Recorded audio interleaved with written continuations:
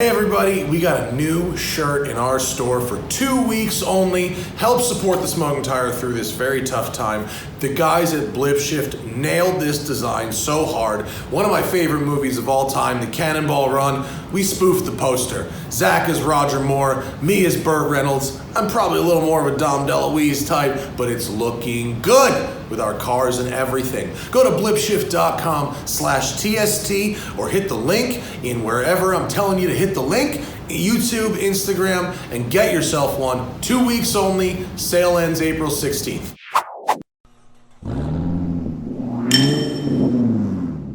Good morning, everybody, and welcome to a quiet day in the canyons and a pretty quiet car, since I bring that up. This is the Volvo V90 R design, and you're probably going, well, why have you driven so many Volvos? When I get one of the PR people on the phone, I typically end my conversation with whatever car I've requested with. What else do you have that I haven't driven? So we're kind of going through the whole schedule here. The V90 is the large estate wagon. It's a luxury car. It's beautiful Swedish design. It's clean.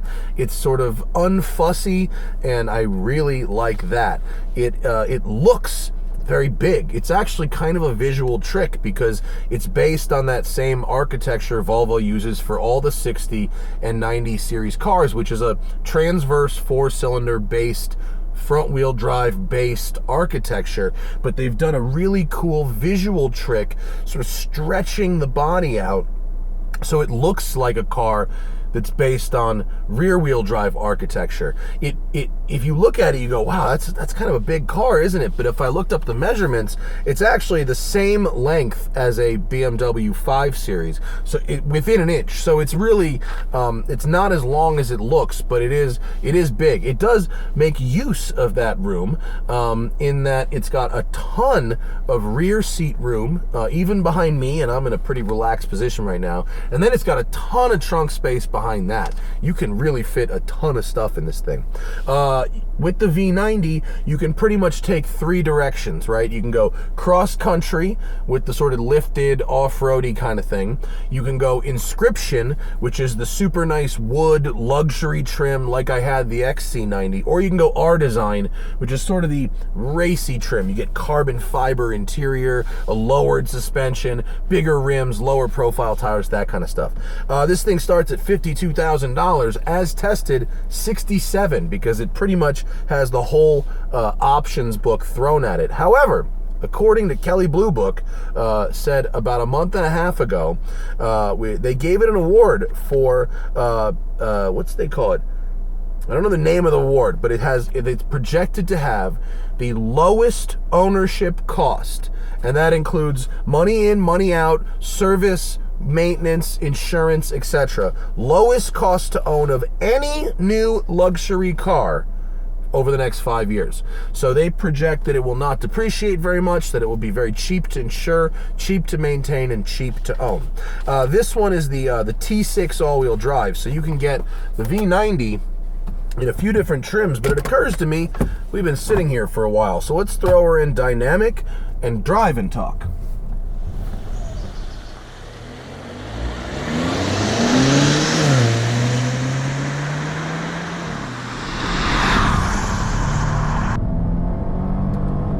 Okay, the V90 in the United States comes in three trims, T5, T6, and T8.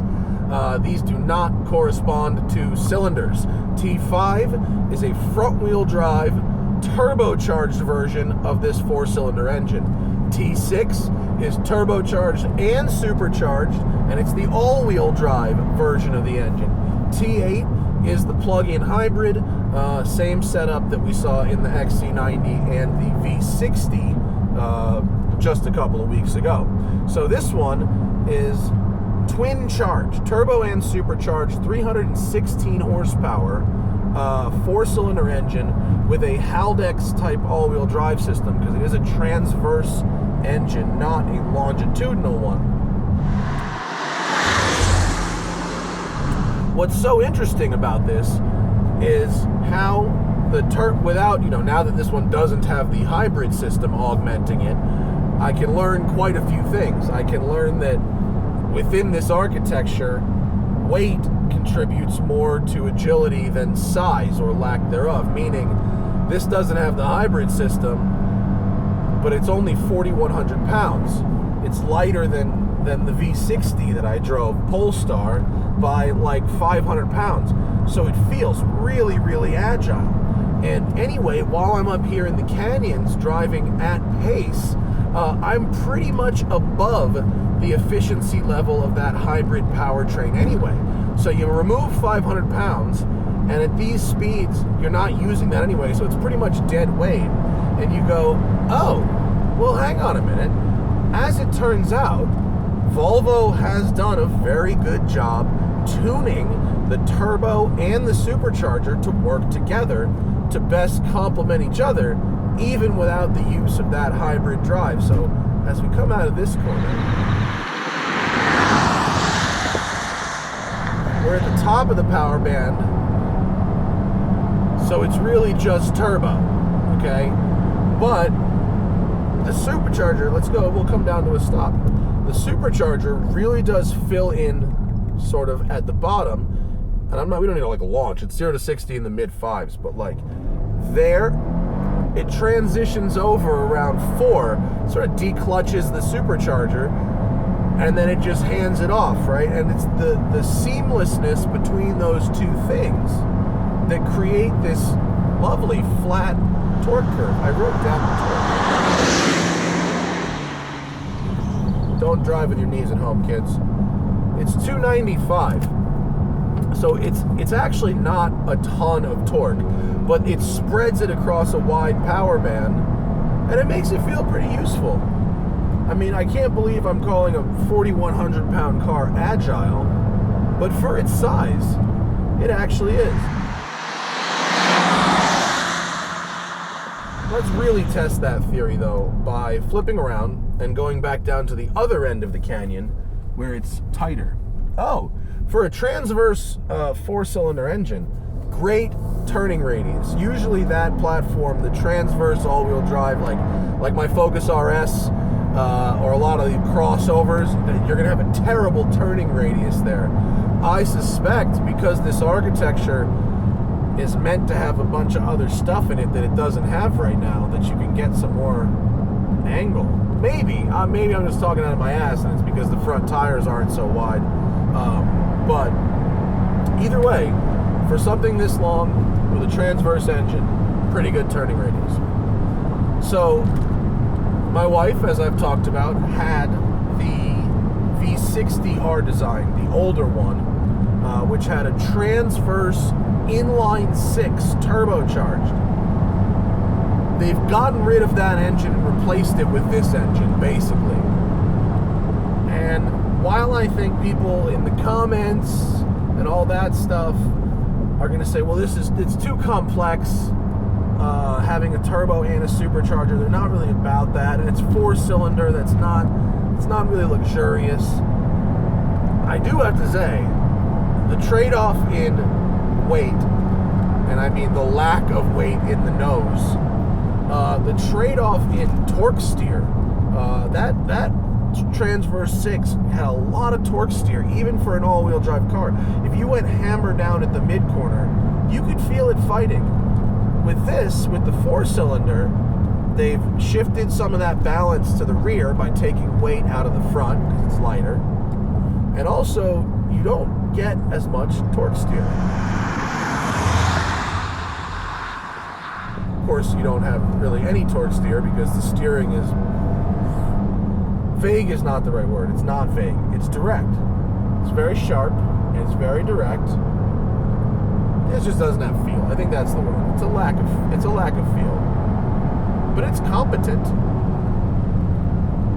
You know, this thing is not slow. The 0 to 60 in the mid 5s, I don't think does a good job telling the story of the acceleration. I think in the places where it counts for fun driving, it's actually quite good, especially for something of its size. Look at this. Boom, that bump right there. That's my favorite. And then we're gonna have another one here as I come around to the left.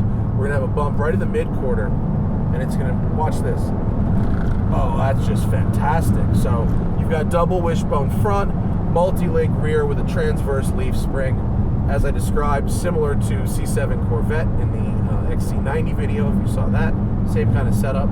What it does really well is it makes mid-corner bumps just vanish. I mean, they really disappear. You know, the ride is really nice. It's not too harsh by any means. This road has some cracks in the pavement. Come on. It needs to drop into a pretty safe margin before it lets you downshift. It won't let you downshift to put it anywhere near red line. And also, when it gets to red line, or even within a couple hundred RPMs of red line, it shifts up on its own, even in manual mode, even in manual dynamic mode, which is what we're in now, which I find disappointing. This is a new 8-speed gearbox, which is substantially better than the 6-speed in the old car, like way, way better. So like vast improvement, but you don't have the total control. Wow. It got down to 3,500 RPM there and wouldn't let me have a downshift in a second.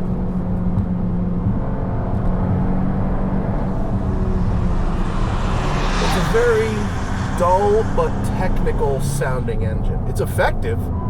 The torque is good. Get in second gear, would you? I feel like if you're trying to if you keep it right at 4,000, it's kind of where it doesn't want to be. 4,000 seems to be, why did you upshift there? 4,000 seems to be right where the turbo cuts off, or excuse me, the supercharger cuts off, turbo comes on, but neither of the two is at their peak operating efficiency at that point, which I do have to say is causing a delay in the response out of some of these corners, especially because it won't give me second gear. What if I leave it in drive dynamic? If we think maybe it'll make its own decisions better, which obviously it never will because it can't see what's in the road ahead. We know this, people. You even know it in video games. But I have to praise the agility here. The agility and the balance are very, very good. It doesn't, I don't want to say it drives like a rear-wheel drive car, but it certainly doesn't drive like a front-wheel drive car. It has a really nice front-to-rear balance. Decent brakes.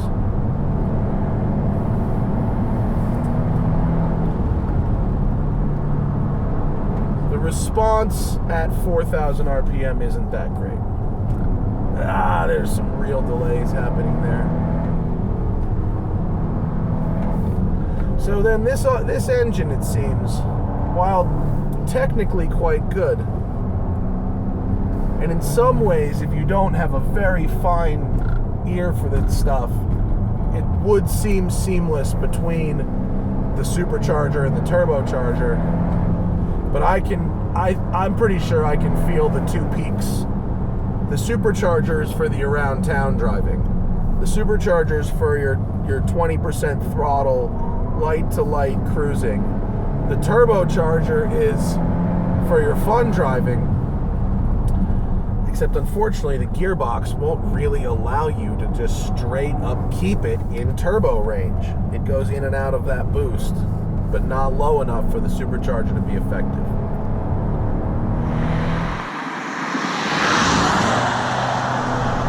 Nevertheless, maybe I'm being unfairly harsh on this. It's not a Polestar. It's our design. It's basically a sport package on a regular car. I do think that what they've done is pretty admirable. And it is efficient, frankly. It's a very efficient car. 31 miles per gallon on the highway, which with a 16-gallon tank, that's a 500-mile cruising range. I like that. Love these seats. These R-Design seats are optional, but they rule. And by the way, what a great road. Very impressed with the agility. I'm very impressed with the ride. I'm very impressed with the interior. I haven't really said much about the interior. It's on the money. Almost doesn't need to be said because it's my third Volvo in a row and they're all great. And oh, by the way, not slow. I mean, once you figure out how to drive around that response issue, it's definitely not slow. It definitely goes. It even makes the canyon, you got to get through a canyon. It's pretty fun. We're not going slow right now. It's really sucking up the bumps just beautifully. The ride is extraordinary.